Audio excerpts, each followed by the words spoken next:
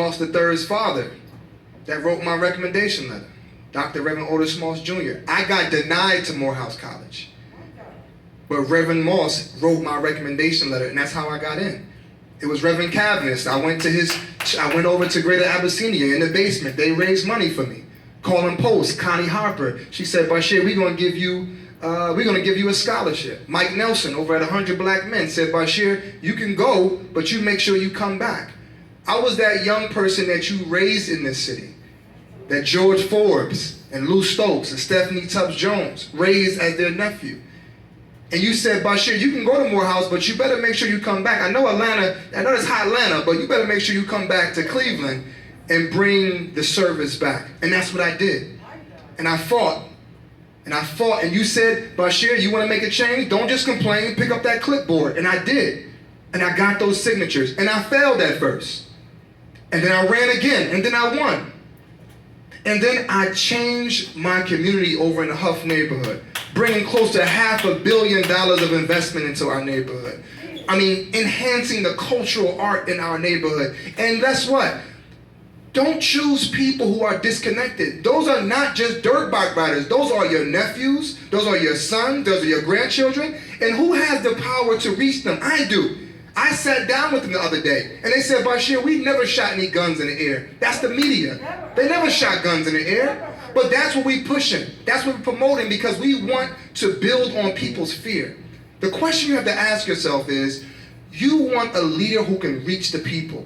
Not just reaching them. I spent the night on 79th and Superior because there was violence taking place in my community for 3 nights straight. That's not something new. I didn't just start speaking in the schools. I didn't just start doing this work. I've been doing this work, and I ask you to choose me as your next mayor. Thank you. I want to thank you for coming out tonight to listen to all of us. It really means a lot to me that you would spend 2.5 hours talking to us about this city. People often say to me, Sandra, why are you trying to become mayor when you're already a state senator? They think that's a lower level, and it's not to me, because this city means a lot to me. The people of the city mean a lot to me. I want the city of Cleveland to become the land of opportunity where everybody thrives. And I've been down in Columbus for the last 15 years. And with the hundreds of millions of dollars that I've brought back and all the policy changes that the mayor has asked me to put in place, I've done that.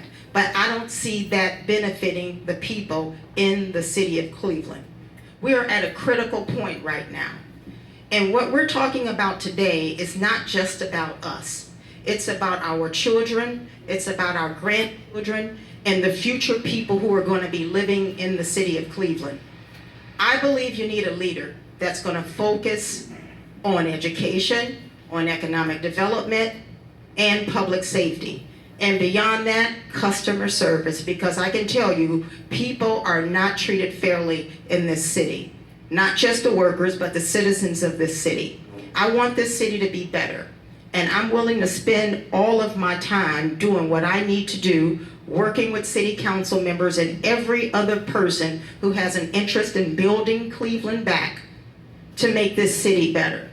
That's why my mother and father moved here, because they saw opportunity. But now our children don't see opportunity. We can give them that opportunity. My name is Sandra Williams, WilliamsForCleveland.com, and I'm respectfully asking for your vote starting next week. We only have 30-some days to go, and the vote is on September 14th. So thank you all very much for having me. Well, first of all, I want to thank you very much for this fantastic opportunity to come back to the southeast side of the city of Cleveland and talk to you tonight and ask you to please vote for me on election day. You know, my brother Bashir is not the only one who was taken underneath their wing and was able to be put in the position I'm in today. You know, I was raised by a single mom on 139th and Kinsman. And I can remember when we had 33 wards, and John Barnes was a council person out here, and William Bill Franklin was over in Ward 10. And I remember when Judge White was here fighting for you.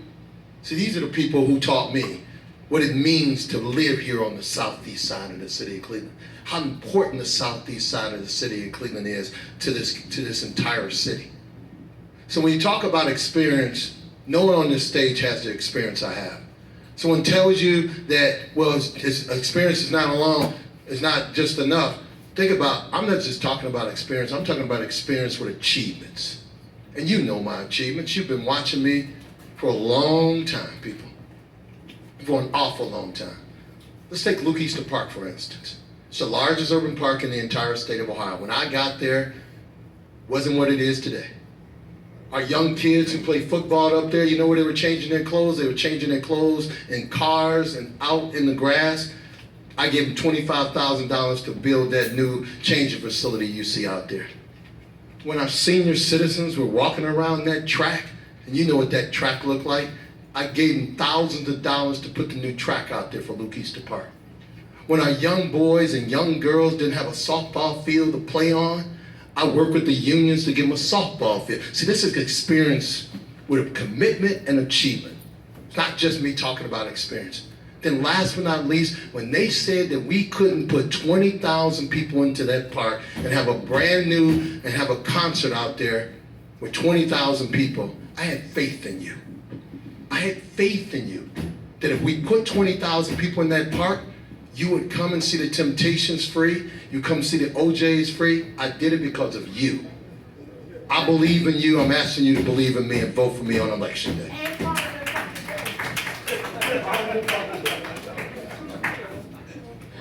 I want to thank everybody for being here tonight. I believe this is the most important election of our lifetimes from a municipal perspective, and I think we all need to take this very seriously. Every candidate will talk about change. Everybody will tell you about things that they're for or against. But we need to look at people's records. We need to look at people's record of accomplishment. If we think about some of the big, bold, aggressive initiatives that have come out of the city of Cleveland, I would argue they've come from the council and they've come under the time when I've been council president. Right to counsel, race into public health crisis, Let's Save Cleveland, First Year Cleveland. These are all things that were initiated while I was council president. And as the mayor of the city, I will now have the privilege of executing, of making sure that the money the council gives me gets spent the way, according to the values that I'm going to bring to the office. For those of you who do not know me, I look forward to getting to know you. But you can look, when you look at a candidate, you have to make a decision of who can you trust to be the next mayor, whose experience, whose time in city council has served you. And I'm very proud to have Councilman Kevin Conwell stand up for me. Proud to have Councilwoman Yvonne Conwell stand up for me, people of great integrity, people that serve the community. And I'm extremely proud to have Mayor Frank Jackson stand up for me. Whether you agree with everything the mayor says or not, I would challenge anybody in this room. Is there anybody that questions his integrity, his love of Cleveland, and his desire to see the city move forward?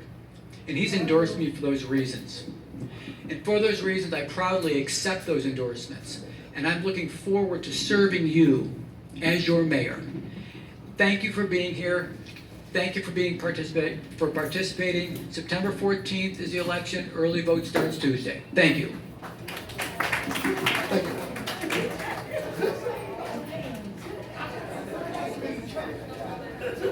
Thank you. Great job.